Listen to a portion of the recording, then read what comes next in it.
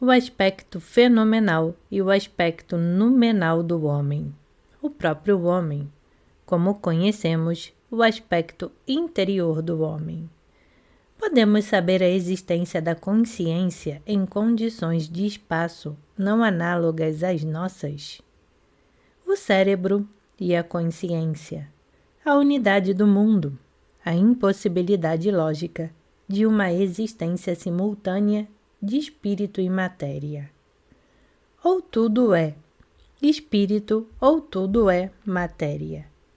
Ações racionais e irracionais na natureza e na vida do homem. Podem as ações racionais coexistir com as irracionais?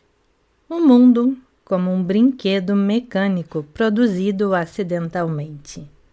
A impossibilidade da consciência em um universo mecânico.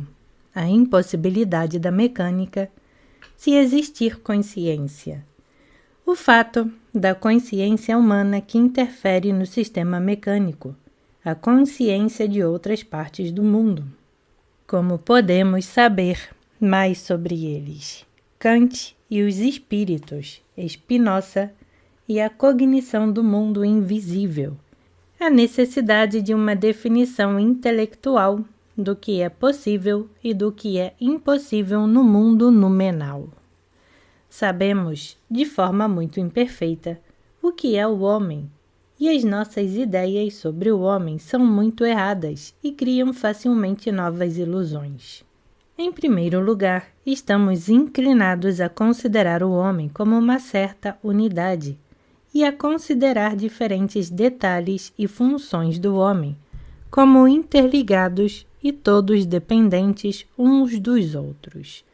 Além disso, vemos a causa de todas as propriedades e ações do homem no seu aparelho físico, no homem visível. Na realidade, o homem é algo muito complexo e complexo em muitos aspectos.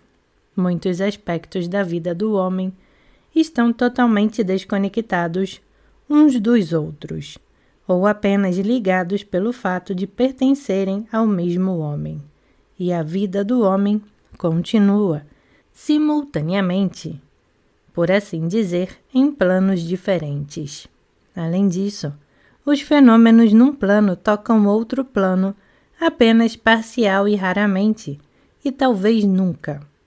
E as relações do homem com os diferentes aspectos de si mesmo e das outras pessoas não são as mesmas.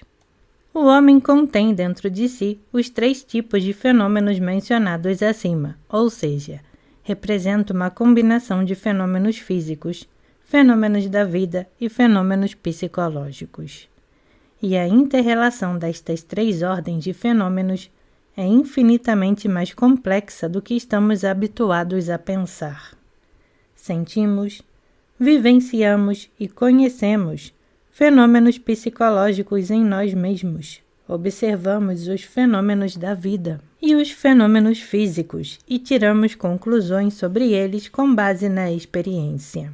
Não vivenciamos os fenômenos psicológicos da audição, isto é, os pensamentos, sentimentos e desejos de outro homem. Deduzimos que ele os tinha por medo de suas palavras ou por analogia conosco. Sabemos que, em nós, certas ações são precedidas de certos pensamentos e sentimentos. E assim, quando observamos as mesmas ações em outro homem, concluímos que ele pensava e sentia como nós. A analogia conosco próprios é o nosso único critério e método para julgar e tirar conclusões sobre os fenômenos psicológicos das outras pessoas. Se não conseguirmos comunicar com elas ou nos recusarmos a acreditar no que elas nos dizem sobre si mesmas. Suponhamos que eu vivesse entre as pessoas sem qualquer meio de comunicar com elas ou de tirar conclusões por analogia. Então, eu teria que estar rodeado de autômatos, móveis e ativos, e o significado, a importância e as causas de suas ações seriam totalmente obscuros para mim. Talvez ele explicasse suas ações pelo movimento molecular, ou pela influência dos planetas, ou pelo espiritismo, isto é, pelas ações dos espíritos, ou por acidente, por combinação involuntária de causas. Em qualquer caso, eu não iria e não poderia ver a vida psicológica dessas pessoas nessas ações. No geral, só posso julgar a existência do pensamento e do sentimento por analogia comigo mesmo. Sei que certos fenômenos em mim estão ligados à minha posse de pensamento e sentimento. Quando vejo os mesmos fenômenos em outro homem, concluo que ele também tem pensamentos e sentimentos. Mas não posso ter provas diretas da existência de vida psicológica em outro homem. Estudando o homem apenas de fora, devo estar, em relação a ele, exatamente na mesma posição que, segundo Kant, estamos em relação ao mundo circundante. Conhecemos apenas nossos meios de percebê-lo. Tenho, portanto, 2 meios de conhecer o homem em si, isto é, sua vida interior, analogia comigo mesmo e comunicação com ele, troca de pensamentos. Sem isso, para mim um homem não passa de um doido, um autômato móvel. O número de um homem é a sua vida psicológica. Tudo o que esta vida psicológica contém e tudo o que liga o homem a ela. Ambos os mundos estão abertos para nós, no homem, embora o mundo pneumônico esteja apenas ligeiramente e imperfeitamente aberto, devido ao fato de que o percebemos através do mundo fenomênico. Meios pneumônicos percebido pela mente e o traço característico das coisas pertencente ao mundo numenal é o fato de que não pode ser percebido pelo mesmo método do que as coisas do mundo fenomênico. Podemos especular sobre a existência de coisas no mundo numenal. Podemos encontrá-las por deduções mentais. Podemos descobri-las por analogia. Podemos senti-las, entrar em algum tipo de comunhão com elas, mas não podemos vê-las, ouvi-las, tocá-las, pesá-las ou medi-las. Não podemos fotografá-las ou resolvê-las em elementos químicos ou em uma quantidade de vibrações. A vida psicológica, então, com todas as suas funções e todo o seu conteúdo, pensamentos, sentimentos, desejos, vontade, não pertence ao mundo dos fenômenos. Não podemos perceber objetivamente qualquer elemento da vida psicológica. É tão impossível ver uma emoção como tal, pois é impossível ver o valor de uma moeda. Você pode ver a inscrição em uma moeda, mas nunca verá seu valor. É tão impossível fotografar um pensamento assim, como visualizar a escuridão egípcia em uma garrafa. Pensar de outra forma, experimentar a fotografia de pensamentos implica simplesmente incapacidade de pensar logicamente. Num disco fonográfico existem ranhuras, elevações e depressões, mas há sons. Quem coloca o disco fonográfico no ouvido, na esperança de ouvir alguma coisa, certamente ouvirá em vão. Incluindo em si 2 mundos, isto é, o fenomenal e o numenal, o homem oferece-nos a possibilidade de compreender a relação mútua destes 2 mundos em toda a natureza. No entanto, deve-se lembrar que, ao definir o número como vida psicológica, consideramos apenas uma das inúmeras facetas do número. Antes de chegarmos à conclusão de que o número de uma coisa consiste em sua função em outra esfera, em seu significado que é incompreensível em determinada parte do mundo. Além disso, chegamos à conclusão de que o número de significados da mesma coisa em diferentes partes do mundo deve ser infinitamente grande e infinitamente variado, que cada coisa deve tornar-se o seu oposto, retornar novamente no início, do nosso ponto de vista, e assim por diante, expandindo-se infinitamente, contraindo-se novamente e etc. E devemos lembrar que o número e o fenômeno não são coisas diferentes, mas apenas aspectos diferentes de uma mesma coisa. Além disso, cada fenômeno é a expressão finita de algo infinito dentro da esfera de nossa percepção através dos órgãos sensoriais. A expressão seção do mundo é tomada como um índice da irrealidade das formas de cada seção. O mundo é infinito e todas as formas são infinitas, mas para englobá-las com a consciência cerebral finita, isto é, com a consciência refletida no cérebro, devemos imaginar formas infinitas como finitas, e estas são as seções do mundo. O mundo é um só, mas o número de seções possíveis é infinito. Imaginemos uma maçã, é uma só. Mas é possível imaginar um número infinito de seções de uma maçã, tomadas em todas as direções, e todas essas seções serão diferentes umas das outras. Se, em vez de uma maçã, tomarmos um corpo mais complexo, por exemplo, o corpo de algum animal, então os cortes tomados em diferentes direções serão ainda mais diferentes entre si. Para nós, um fenômeno é uma expressão tridimensional do infinito. Esta tridimensionalidade depende das formas tridimensionais da nossa percepção, ou seja, mais simplesmente, depende do nosso cérebro, nervos, olhos e ponta dos dedos.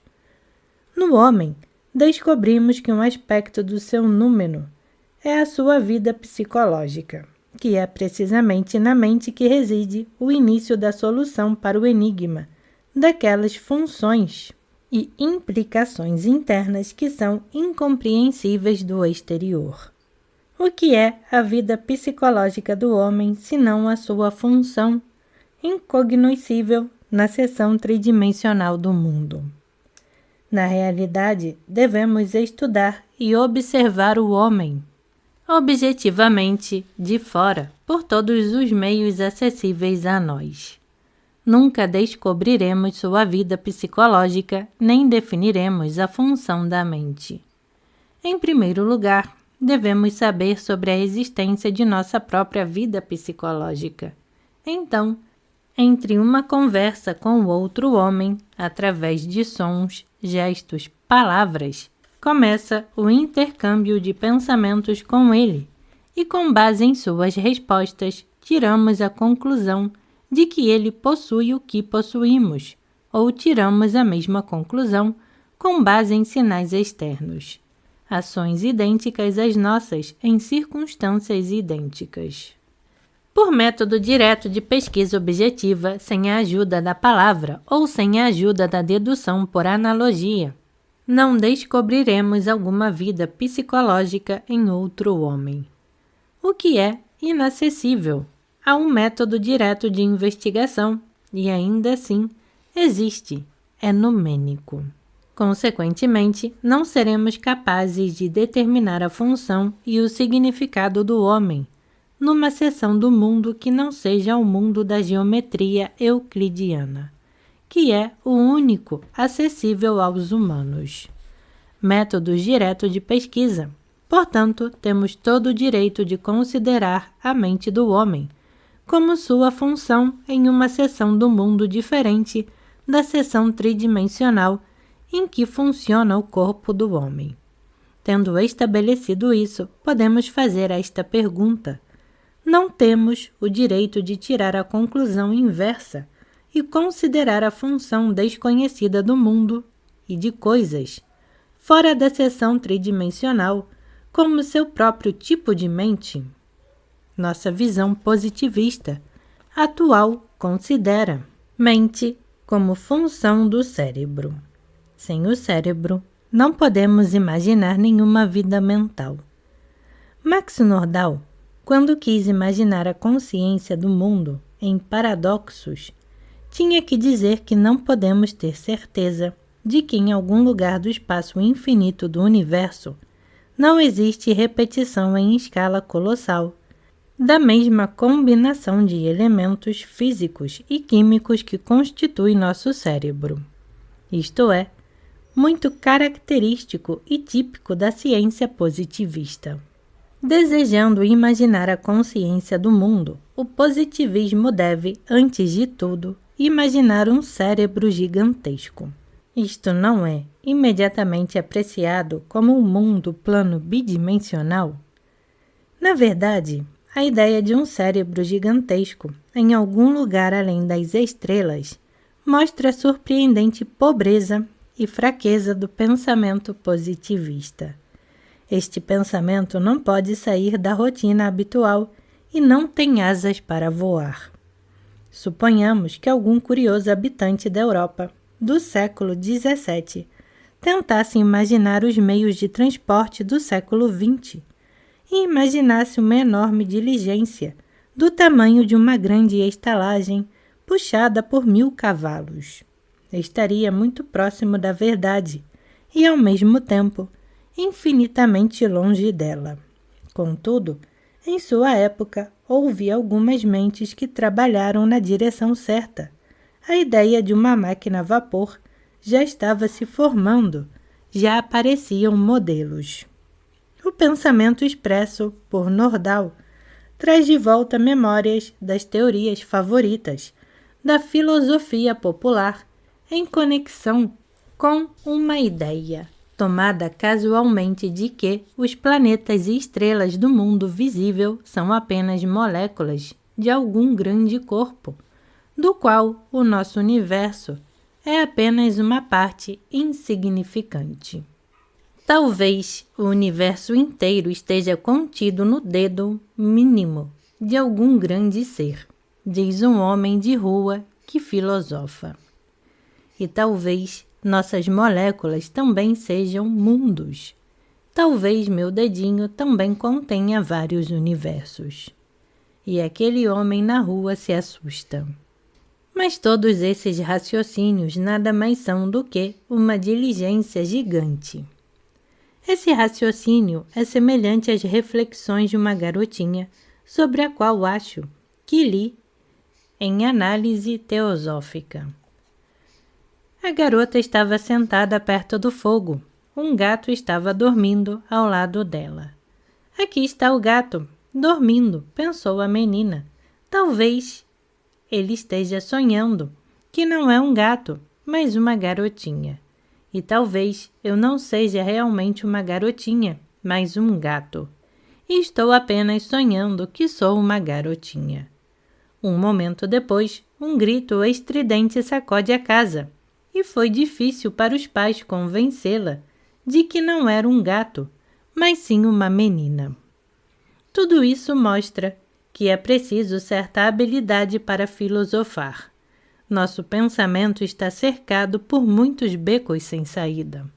E o positivismo, que tenta sempre e em todo lado aplicar a regra de 3, é em si um beco sem saída. A nossa análise dos fenômenos e da relação que estabelecemos entre os fenômenos físicos, os fenômenos da vida e os fenômenos psicológicos permite-nos afinar muito claramente que os fenômenos psicológicos não podem ser uma função de fenômenos físicos ou de fenômenos de ordem inferior. Estabelecemos que o superior não pode ser função do inferior e a divisão do superior e do inferior também se baseia no fato, perfeitamente real, das diferentes potencialidades, das diferentes ordens de fenômenos, da diferente quantidade de força latente contido neles ou liberados por eles. E, muito naturalmente, temos o direito de rotular como superiores aqueles fenômenos que possuem uma maior potencialidade, uma maior força latente, e como fenômenos inferiores para aqueles que possuem uma potencialidade menor, uma força latente menor. Os fenômenos da vida são superiores aos fenômenos físicos. Os fenômenos psicológicos são superiores aos fenômenos da vida e aos fenômenos físicos. É claro, qual deve ser a função de que, sem cometer o mais grosseiro erro lógico, não podemos dizer que a vida e a mente dependem funcionalmente dos fenômenos físicos, isto é, não podemos chamá-los de fenômenos físicos, resultado dos fenômenos físicos. Pelo contrário, tudo nos obriga a reconhecer os fenômenos físicos como resultado da vida e a vida fisiológica como resultado da vida psicológica. Mas que vida e que mente? Esta é a questão. Naturalmente, seria absurdo considerar o globo terrestre como uma função da vida vegetal e animal que continua na Terra, e ao mundo estelar visível como uma função da mente humana. Mas ninguém contesta isso. O conhecimento oculto fala de outra vida em mente, cujas manifestações parciais são a nossa vida e a nossa mente. É importante estabelecer o princípio geral dos fenômenos físicos. Como os inferiores dependem de fenômenos da vida e da mente como os superiores. Se aceitarmos este princípio como estabelecido, podemos prosseguir. A primeira questão que se coloca é: qual é a relação entre a vida psicológica do homem e o seu corpo e o seu cérebro? Esta pergunta foi respondida de forma diferente em meios diferentes. A vida psicológica era considerada uma função direta do cérebro. O pensamento é o movimento da matéria, negando naturalmente qualquer possibilidade de pensar ou sentir sem cérebro. Houve, então, tentativas de estabelecer o paralelismo da atividade mental e da atividade cerebral. Mas o caráter desse paralelismo permaneceu sempre muito obscuro. Aqui, o erro não consiste na ideia em si, mas na analogia literal. Em si, a ideia de que as moléculas são mundos e os mundos são moléculas é absolutamente correta e digna de atenção e estudo. Pode servir como um meio para aprender corretamente o mundo. Os leitores terão então que encontrar esta ideia e então verão o quanto está contido nesta ideia e o quanto é explicado tomando esta ideia como ponto de partida. Mas o mesmo pensamento, encerrado numa analogia literal, sem a ideia do desconhecido e do incognoscível, é destruído e torna-se uma caricatura. Sim, obviamente, o cérebro funciona em paralelo com o pensamento e o sentimento.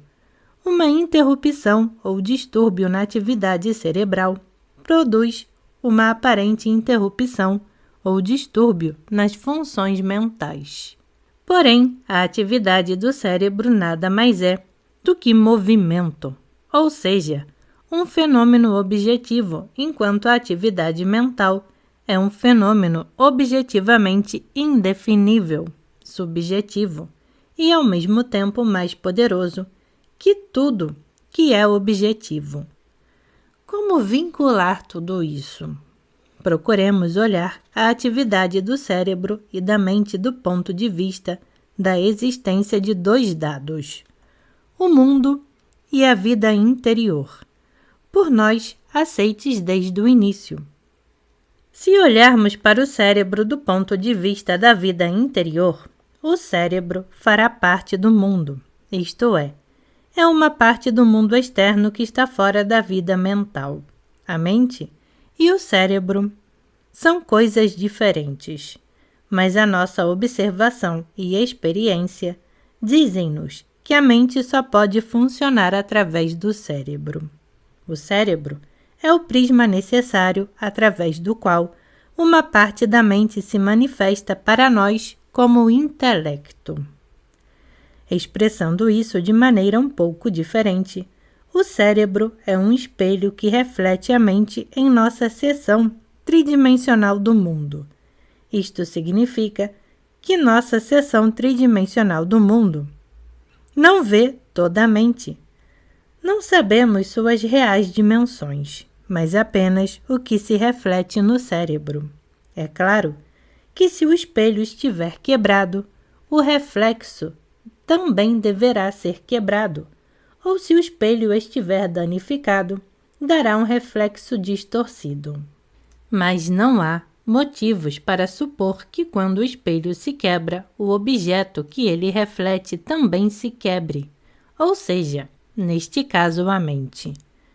A mente não pode sofrer de distúrbios cerebrais, mas suas manifestações. Eles podem sofrer muito e até desaparecer completamente do campo de nossa observação. Portanto, é claro que os distúrbios da atividade cerebral levam ao enfraquecimento ou deformação, ou mesmo ao desaparecimento total das faculdades mentais que se manifestam em nossa esfera. A ideia de comparar corpos tridimensionais e quadridimensionais permite afirmar que nem toda a atividade da mente passa pelo cérebro, mas apenas uma parte dela. Na realidade, cada um de nós é uma entidade física permanente, muito mais extensa do que imaginamos. Uma individualidade que nunca poderá ser plenamente expressa através de qualquer manifestação corporal.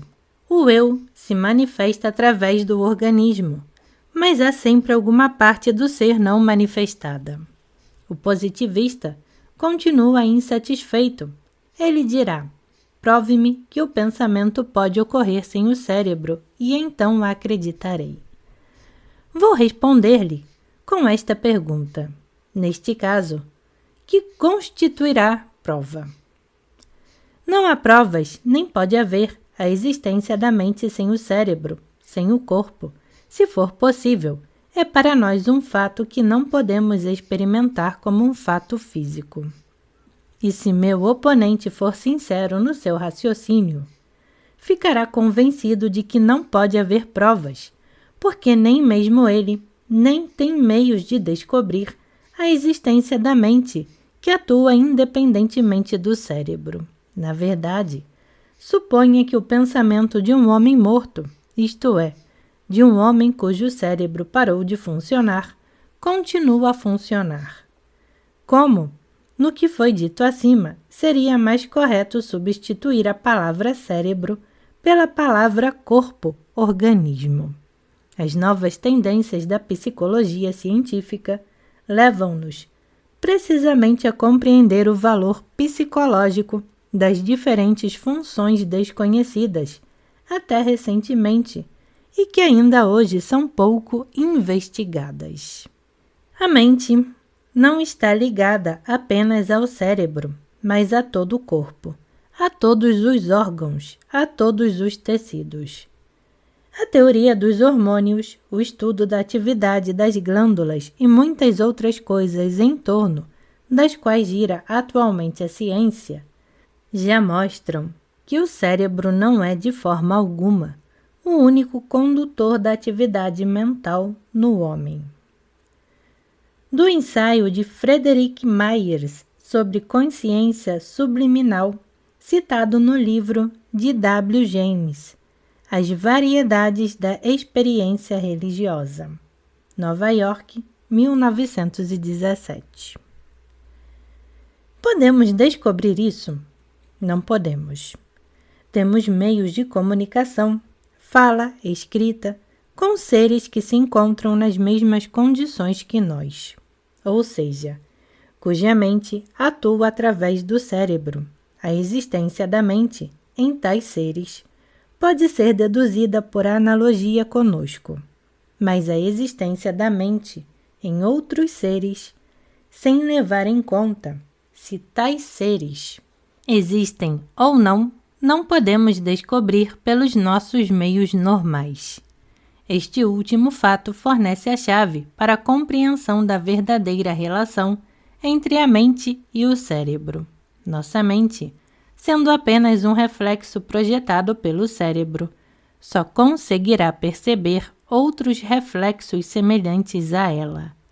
Já estabelecemos que podemos tirar conclusões sobre as mentes de outros seres através da troca de pensamentos com eles e por analogia conosco.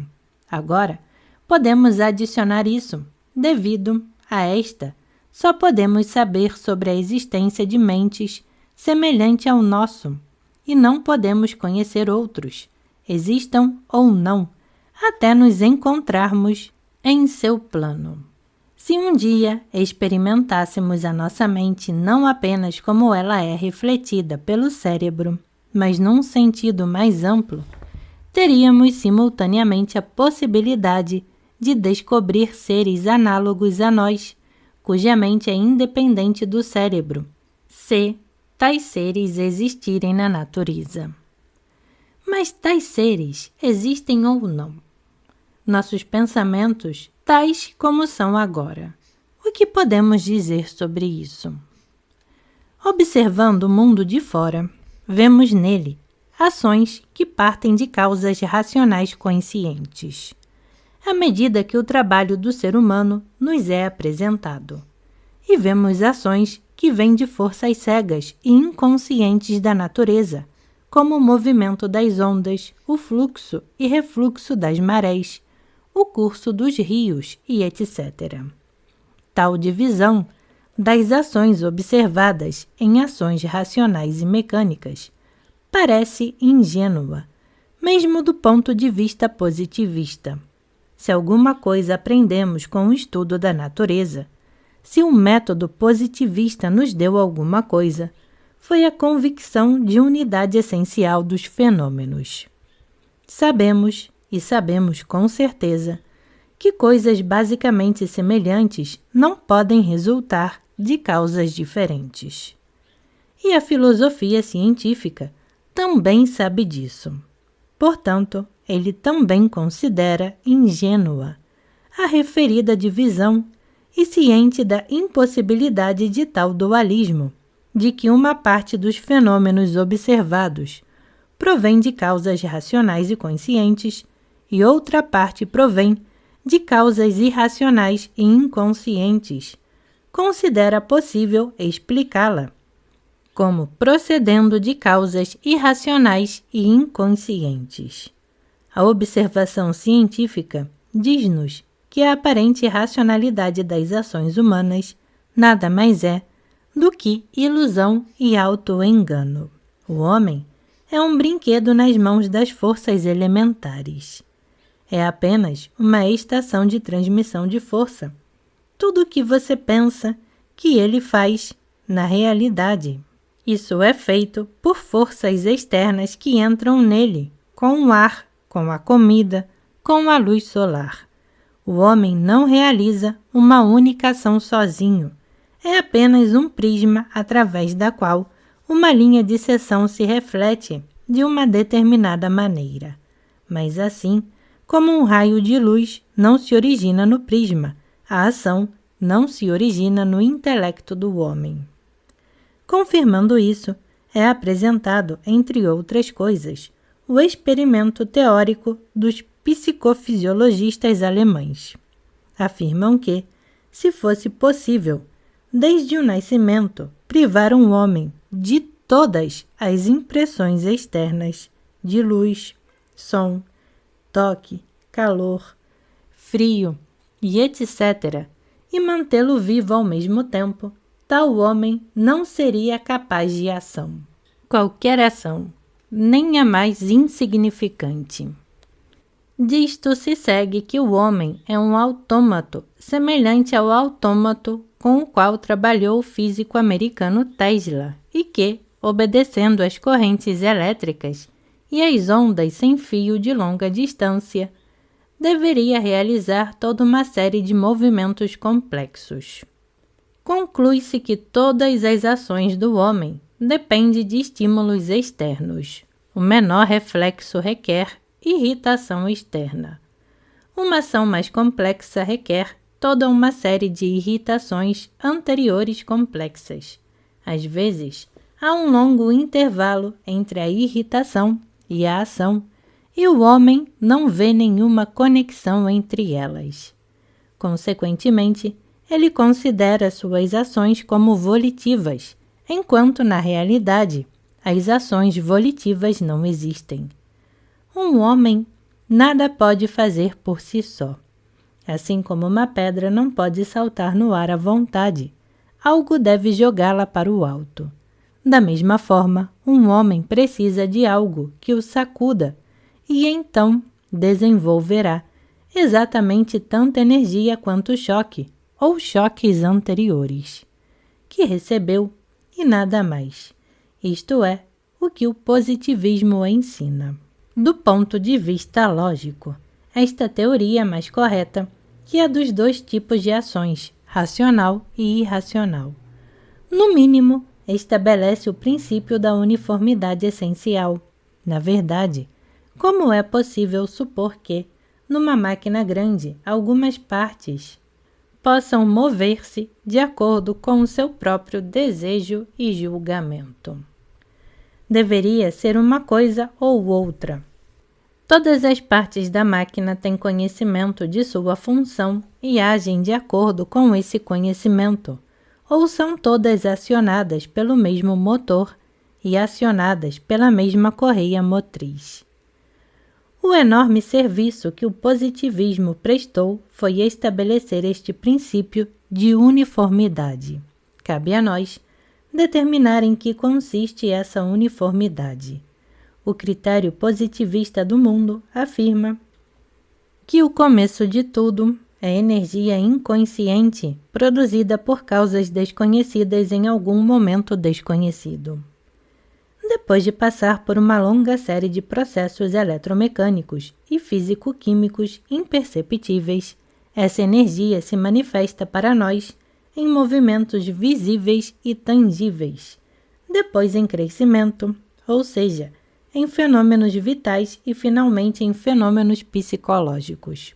Esse critério já foi examinado e chegou-se à conclusão de que é inteiramente impossível considerar os fenômenos físicos como a causa dos fenômenos psicológicos, enquanto os fenômenos psicológicos, ao contrário, muitas vezes servem como causa indiscutível dos fenômenos físicos que observamos.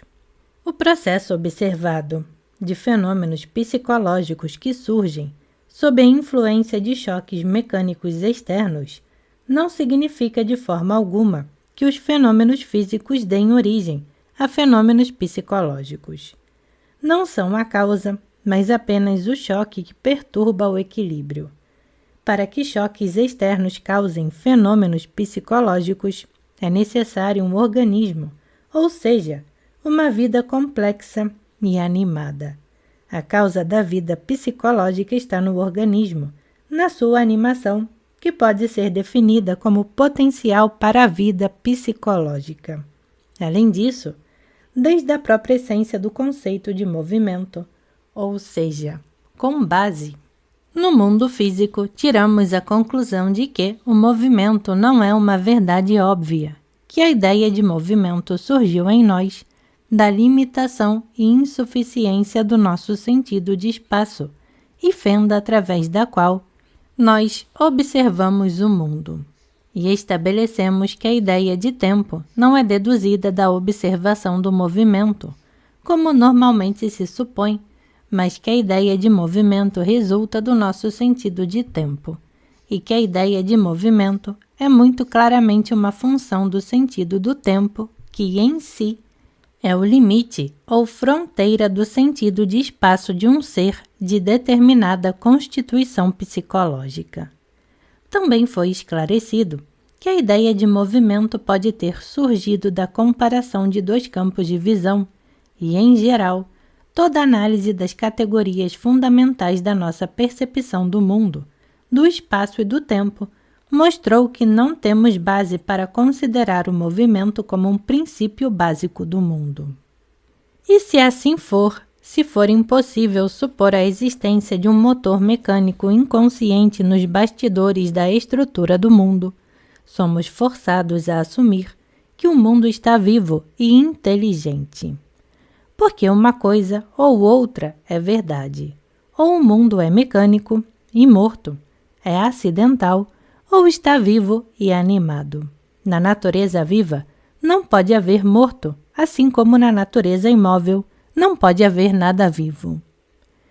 Depois de passar por um longo período de existência inconsciente e semiconsciente, nos reinos mineral, vegetal e animal, a natureza atinge o seu último grande desenvolvimento no homem e pergunta-se: o que sou eu? O homem é o órgão de autoconsciência da natureza. Assim escreveu Schopenhauer em seus aforismos e, claro, é uma bela pintura. Mas não temos base para considerar o homem como a culminação de toda a criação da natureza. O homem é apenas a coisa suprema que conhecemos. O positivismo estaria inteiramente certo e a sua imagem do mundo não teria uma única falha, se no mundo, em qualquer lugar ou a qualquer momento, não houvesse razão. Então, voluntariamente ou pela força, seria necessário admitir que o universo é um brinquedo mecânico que foi formado acidentalmente no espaço. Mas o fato da existência da mente estraga todas as estatísticas. Possivelmente, não pode ser deixado de lado. Temos de admitir a existência de dois princípios, espírito e matéria, ou escolher um deles. Neste dualismo, é destruído. Por quê? Se admitirmos a existência separada do espírito e da matéria e levarmos o nosso raciocínio mais longe, seremos forçados a chegar à conclusão de que o espírito é irreal enquanto a matéria é real, ou que a matéria é irreal e o espírito é real. Em outras palavras, esse espírito é material ou a matéria é espiritual. Consequentemente, você tem que escolher um ou outro, espírito ou matéria. Mas, na realidade, pensar monisticamente é mais difícil do que parece. Tenho encontrado muitas pessoas que se autodenominam e se consideram monistas. Mais especificamente, eles nunca se afastaram do dualismo mais ingênuo e nunca experimentaram sequer uma centelha de compreensão da unidade do mundo. O positivismo, ao considerar o movimento ou a energia como base de tudo, nunca pode ser monista. Você não pode negar o fato da mente. Se eu pudesse ignorar completamente esse fato, tudo ficaria bem e o universo poderia passar por um brinquedo mecânico que se formou acidentalmente. Infelizmente, porém, mesmo o positivismo não será capaz de negar a existência da mente, nem será capaz de destruí-la. Você só pode baixá-la o máximo possível, chamando-a reflexão da realidade, cuja essência reside no movimento. Mas neste caso, como lidar com o fato de o reflexo ter uma potencialidade infinitamente maior que a realidade? Como isso poderia ser? A partir do que essa realidade é refletida ou através do que ela é refratada, de tal forma que, em sua forma refletida, tenha uma potencialidade infinitamente maior do que na forma original. Um monista materialista, congruente, só poderia dizer que a realidade é refletida a parte de si mesma, isto é, que um movimento é refletido a partir de outro movimento. Mas isso nada mais é do que dialética e não explica o que é a mente, porque ela é algo diferente do movimento. Por mais que persistamos em chamar o pensamento de movimento, sabemos que são duas coisas diferentes no que diz respeito à nossa percepção delas, coisas pertencentes a mundos diferentes, incomensuráveis e capazes de existir simultaneamente.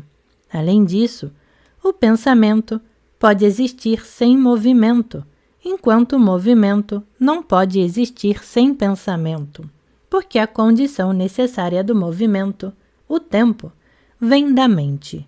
Se não houver mente, não há tempo, pois ele existe para nós. Se não houver tempo, não há movimento. Não podemos evitar esse fato e, pensando logicamente, somos obrigados a admitir 2 começos. Mas se considerarmos ilógico a própria admissão de 2 princípios, somos obrigados a aceitar o pensamento como um princípio único e aceitar o movimento como uma ilusão de pensamento. O que isto significa? Significa que não pode haver materialismo monista. O materialismo só pode ser dualista. Isto é, tem de reconhecer 2 começos, movimento e pensamento. Nossos conceitos estão conectados com a linguagem. Nossa linguagem é profundamente dualista. É um obstáculo terrível.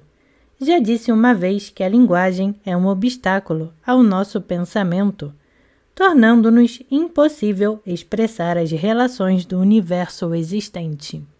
Em nossa língua, só existe uma eternamente se tornando o universo. O eterno agora não pode ser expresso em nossa linguagem. A nossa linguagem descreve-nos, portanto, um universo reconhecidamente falso, dual, quando na realidade é apenas um, e torna-se eternamente, quando na realidade existe eternamente. Se percebermos o quanto este fato muda tudo, se compreendermos até que ponto a nossa linguagem nos esconde a verdadeira imagem do mundo, veremos que não é apenas difícil, mas absolutamente impossível expressar em nossa linguagem as verdadeiras relações das coisas do mundo real. Esta dificuldade só pode ser superada pela formação de novos conceitos e extensas alegorias. Esclareceremos então os princípios e métodos desta extensão, métodos e princípios que já possuímos e que podem ser extraídos do armazém do nosso conhecimento. Por enquanto, é importante estabelecer uma coisa: a necessidade de uniformidade, o caráter monista do universo. Como questão de princípio, não importa o que será considerado o começo, o espírito ou a matéria. O importante é admitir unidade de ambos. Mas o que é então a matéria? Por um lado, existe um conceito lógico, isto é, uma forma de pensar. Ninguém nunca viu a matéria, e você nunca verá isso. A matéria só pode ser pensada. Por outro lado, existe a ilusão, que se confunde com a realidade. A matéria faz parte de algo, uma parte inexistente e imaginária. É o verdadeiro mundo quadridimensional, talvez um mundo multidimensional. A madeira, a substância da qual é feita uma mesa, existe, mas não conhecemos a verdadeira natureza da sua essência. Tudo o que sabemos sobre isso é a forma da nossa percepção dela. E se não estivermos mais aí, ela continuará existindo, mas apenas para uma percepção que atue da mesma forma que a nossa. Mas em si, esta substância existe de uma forma totalmente diferente, não sabemos como. Uma coisa é certa, não existe no espaço nem no tempo, impomos-lhes estas formas. Provavelmente, todas as madeiras sejam semelhantes, de diferentes séculos e diferentes partes do mundo formam uma massa, um corpo, talvez um ser. É verdade que a substância específica, ou parte da substância da qual esta tabela é feita, não existe separada da forma diferente do que em nossa percepção. Não entendemos que uma coisa é apenas uma definição artificial pelos nossos sentidos, de alguma causa indefinível que transcende infinitamente a coisa. Mas uma coisa pode adquirir uma alma separada e individual que lhe pertence. E nesse caso, uma coisa existe independentemente da nossa percepção. Muitas coisas possuem tais almas, especialmente coisas velhas, casas antigas, livros antigos, obras de arte e etc.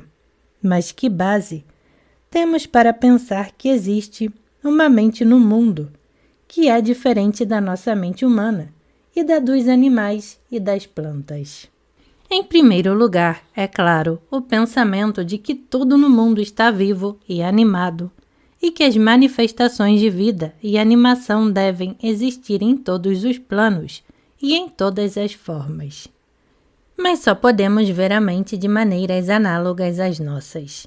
O mais importante é que não temos motivos para considerar nossa mente como a única e suprema forma que existe no universo. A questão permanece: como poderíamos descobrir a existência de mentes de outras partes do mundo, se elas existirem? Através de 2 métodos. Através da comunicação, mudança de pensamentos e através de conclusões por analogia. Em primeiro lugar, é necessário que a nossa vida mental se torne semelhante à deles. Transcende os limites do mundo tridimensional, ou seja, é necessária uma mudança na nossa forma de percepção e representação. A segunda pode resultar de uma expansão gradual da faculdade de desenhar alegorias. Ao tentar pensar fora das categorias habituais, ao tentar olhar para as coisas e olhar de um novo ângulo e simultaneamente de muitos ângulos, ao tentar libertar o nosso pensamento das participações habituais de tempo e espaço, gradualmente começamos a notar analogias entre coisas, onde antes não víamos nada. Nossa mente cresce e com ela cresce a capacidade de fazer analogias. A cada novo grau alcançado, essa capacidade amplia e enriquece a nossa mente. Cada momento que avançamos mais rápido, cada novo passo se torna mais fácil.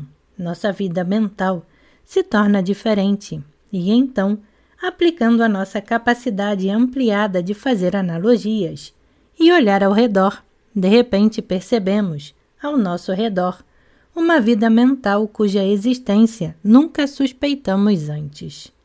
E entendemos por que não podemos ver isso antes. Está em outro plano, não no plano em que nossa vida mental existia anteriormente. Precisamente desta forma, esta capacidade de fazer novas analogias é o início das mudanças que nos levam a outro plano de ser. A mente do homem começa a penetrar no mundo dos números, que está relacionado a ela. Junto com isso, a visão que o homem tem sobre o mundo fenomenal experimenta uma mudança. Os fenômenos podem subitamente assumir um agrupamento inteiramente novo aos seus olhos. Como já foi dito, pode-se mostrar que as coisas semelhantes são diferentes e que coisas diferentes são semelhantes, que coisas totalmente separadas e desconectadas podem acabar sendo partes de uma grande totalidade de alguma categoria inteiramente nova, enquanto coisas que parecem inextricavelmente ligadas e formando uma totalidade podem, na realidade, revelar-se manifestações de mentes diferentes, não tendo nada em comum, ignorando mesmo a existência de uma com a outra. Na verdade, pode ser todo o nosso mundo, um homem, um animal, um planeta, isto é, constituído por diferentes mentes, representando, por assim dizer, um campo de batalha de diferentes seres. Em nosso mundo, vemos muitas tendências, inclinações, esforços opostos. Cada totalidade é, por assim dizer, um campo de batalha de um grande número de forças opostas, cada um dos quais atua por si. Ele se esforça para alcançar os propósitos próprios, geralmente para destruir isso tudo. Mas a interação dessas forças constitui a vida do todo, e em tudo há sempre algo positivo que limita a atividade de tendências separadas. Esse algo é a vida mental do todo. É-nos impossível estabelecer a existência desta vida por analogia conosco ou por comunicação com ela. Mas antes de nós, abre um novo caminho. Vemos uma função separada e integramente nova, a preservação da totalidade. Por trás desta função, pressupomos a existência de algo separado. Esse algo separado, possuindo uma função definida, é impossível sem uma vida mental separada. Se o todo possui vida mental, então as tendências separadas das forças também devem possuir uma vida que lhes pertença. Um corpo ou um organismo é o ponto de interação das linhas destas vidas. Um ponto de encontro, talvez um campo de batalha. Nosso eu, este é o campo de batalha em qual, a cada momento, uma ou outra emoção, um ou outro hábito ou tendência se impõe, subjugando os demais naquele momento e identificando-se com o eu. Mas o eu também é um ser que tem vida própria. Apenas que ele tem muito pouca consciência do que consiste e se conecta constantemente, ora com uma parte de si mesmo, ora com outra. Temos o direito de presumir a existência de seres nos órgãos e partes do corpo, nos pensamentos e emoções do homem. Nós temos porque sabemos que não há nada puramente mecânico e que cada coisa que tem uma junção separada deve ser animada e pode ser chamada de ser. Todos os seres, cuja existência podemos pressupor no mundo de muitas dimensões, talvez eles não conheçam, ou seja, talvez não saibam que nos conectamos de diversas maneiras. Todos em nosso mundo fenomênico, assim como geralmente não têm conhecimento de nosso mundo fenomênico e de suas relações. Mas eles devem ser conhecidos, mesmo que não possamos determinar o grau de clareza da sua consciência. Talvez esse grau seja mais claro que o nosso, ou talvez seja mais nebuloso ou onírico. Entre estes seres, talvez haja uma troca de pensamentos contínuos, embora imperfeitamente percebido, semelhante ao metabolismo de um corpo vivo. Talvez eles experimentem certos sentimentos em comum. Talvez certos pensamentos surjam em todos eles, por assim dizer. Simultaneamente, sob o estímulo de causas comuns, segundo as orientações desta comunhão interior, devem ser divididos em diferentes categorias, totalmente incompreensíveis para nós ou apenas parcialmente suspeitas. A essência de cada ser separado deve consistir em conhecer a si mesmo e suas funções e relações mais íntimas. Deve sentir as coisas que lhe são análogas e deve ser capaz de falar sobre si mesmo e sobre elas. Em outras palavras, esta consciência deve consistir em ter sempre diante de si uma caixa de si e seus relacionamentos mais íntimos.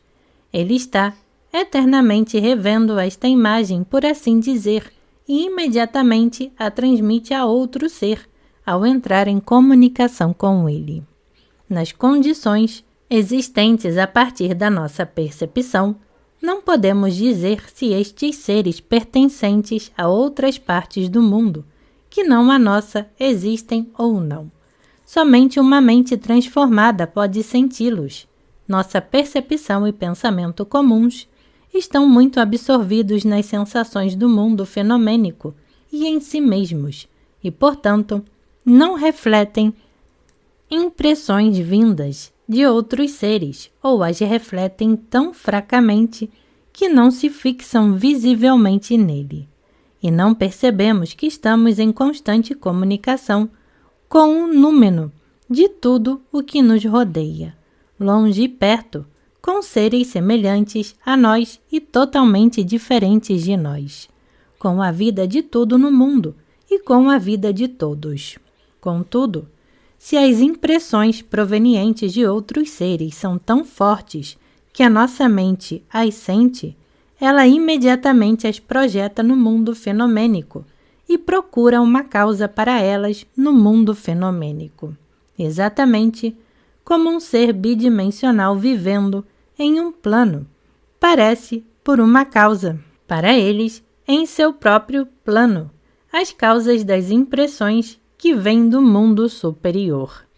Nossa mente é limitada pela sua percepção noumenal, ou seja, está cercada por si mesma. O mundo dos fenômenos, isto é, a forma de sua própria percepção, envolve-se como uma cerca, como um muro, e ela não vê nada além desse muro. Mas se ela conseguir escapar deste muro que a rodeia, inevitavelmente verá muitas coisas novas no mundo. Se nos livrarmos dos elementos pessoais da nossa percepção, escreve Hinton, em uma nova era de pensamento, então será descoberto que os mortos que atribuímos ao mundo externo não estão realmente lá, mas somos nós que o colocamos devido às nossas limitações. Na verdade, são os elementos pessoais do nosso conhecimento que nos fazem falar de necessidade mecânica, de matéria morta.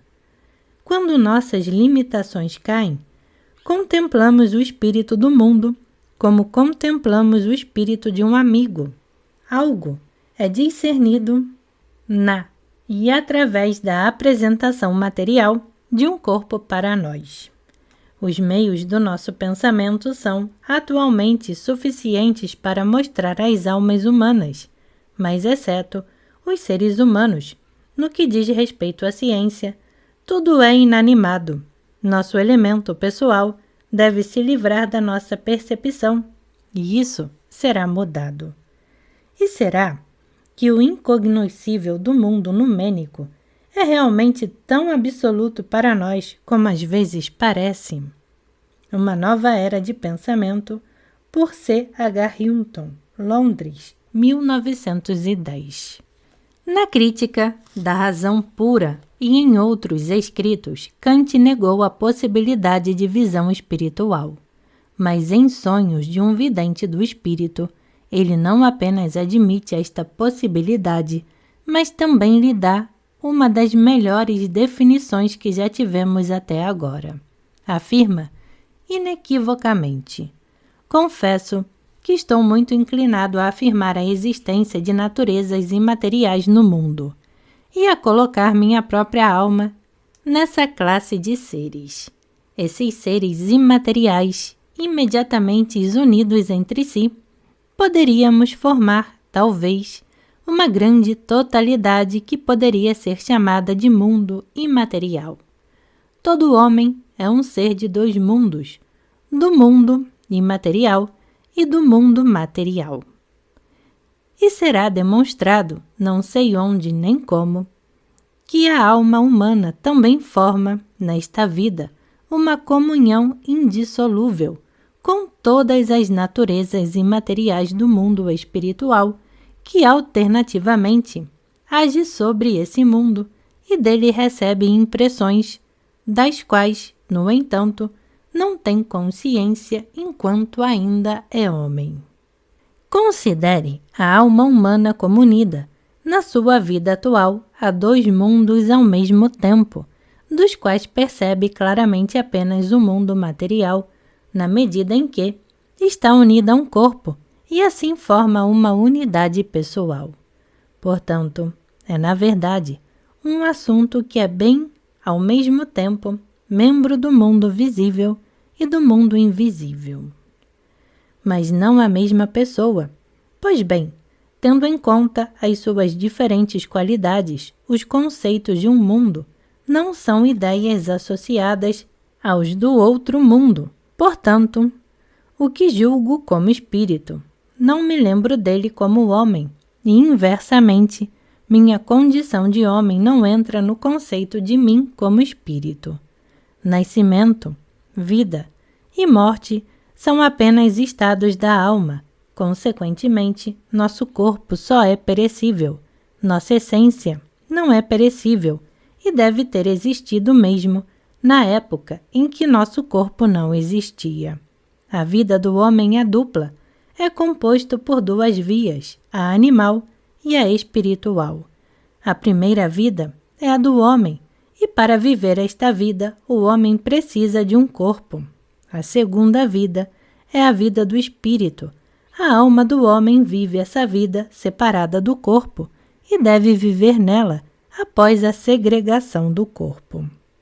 Num artigo sobre Kant, publicado ao Northern Messenger 1888, von Linsky diz que, tanto em Vorlesungen como nos sonhos de um vidente espiritual, Kant recusa-se a admitir a possibilidade de apenas ser uma coisa, a possibilidade de uma percepção física dos fenômenos espirituais. Assim, Kant reconhece não apenas a possibilidade da existência de um mundo espiritual consciente, mas também a possibilidade de comunhão com ele.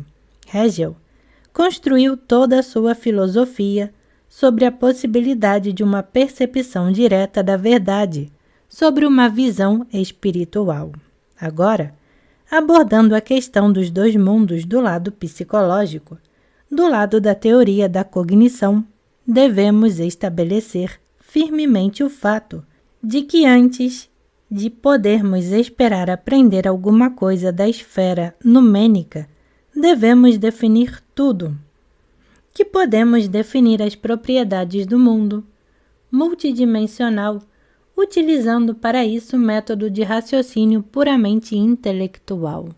É muito provável que não consigamos definir muita coisa usando este método. Talvez as nossas definições sejam grosseiras, não correspondem inteiramente à sutil diferenciação das relações no mundo pseunomônico. Tudo isto é muito provável e deve ser levado em conta. No entanto, devemos definir o que podemos e descobrir, antes de tudo, com toda a precisão possível, o que o mundo numênico não pode ser, e então, que deveria ser. Ou seja, quais são os relacionamentos impossíveis e quais relacionamentos são possíveis nele. Isto é necessário para que, ao entrarmos em contato com o mundo real, possamos distingui-lo do mundo fenomênico e, sobretudo, para não confundirmos o mundo numênico com um mundo simples, reflexo do mundo fenomênico. A razão pela qual ignoramos o mundo das causas, a razão pela qual somos prisioneiros do mundo fenomênico, é precisamente porque não sabemos ver onde termina um e começa o outro. Estamos em contato constante com o mundo das causas, vivemos nele, porque a nossa mente e a nossa função no mundo, que nos são incompreensíveis, fazem parte dele ou são um reflexo dele. Mas não o vemos nem o conhecemos, porque negamos a sua existência. Consideramos que tudo o que existe é fenomenal e não há nada que não seja fenomenal. Ou aceitamos isso, mas insistimos em conhecê-lo nas formas do mundo fenomênico tridimensional. Ou procuramos e não conseguimos encontrá-lo, porque nos perdemos em meio aos enganos e ilusões do mundo fenomênico refletido, que confundimos com o mundo numenal. É aqui que reside a tragédia das nossas buscas espirituais. Não sabemos o que é que buscamos. E a única maneira de nos libertarmos desta tragédia é uma definição intelectual preliminar das propriedades do que estamos procurando. Não deveríamos abordar o mundo das causas sem estas definições, com nada além das sensações indefinidas, porque neste caso perderemos nossa fronteira. Foi isso que Spinoza entendeu quando escreveu que não podia falar de Deus, nem de Deus sabendo seus atributos. Quando estudei os elementos de Euclides, a primeira coisa que compreendi foi que os 3 ângulos de um triângulo são iguais a 2 ângulos retos, e percebi claramente esta propriedade de um triângulo, embora não tivesse conhecimento de muitas outras. No que diz respeito aos espectros ou fantasmas, nunca ouvi falar de qualquer propriedade inteligível deles, mas apenas de fantasias que ninguém consegue compreender. Estabelecemos certos critérios que nos permitem apreciar o mundo dos números, ou o mundo espiritual, e devemos fazer uso deles. Em primeiro lugar, podemos dizer que o mundo dos números, ou seja, o mundo real, não pode ser tridimensional e não pode conter nada tridimensional, isto é, comensurável com objetos físicos, semelhantes a eles na aparência externa. Isso tem forma. Em outras palavras, o mundo numênico não pode conter nada que tenha extensão no espaço e mude no tempo. E, sobretudo, não pode conter nada de morto, inanimado, inconsciente, embora o nível de consciência seja diferente. No mundo das causas, tudo deve ser consciente, porque é em si a consciência a alma do mundo. Além disso, devemos ter em mente que o mundo das causas é um mundo do milagroso. Que o que parece comum para nós nunca pode ser real. Esse real parece-nos milagroso. Não acreditamos nisso, não o reconhecemos. Consequentemente, não sentimos os mistérios daqueles cuja vida é plena.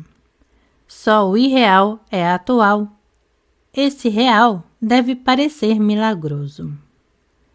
O mistério do tempo permeia tudo. Você sente isso em cada pedra que talvez tenha testemunhado os períodos glaciais. E no ictiossauro e no mamute.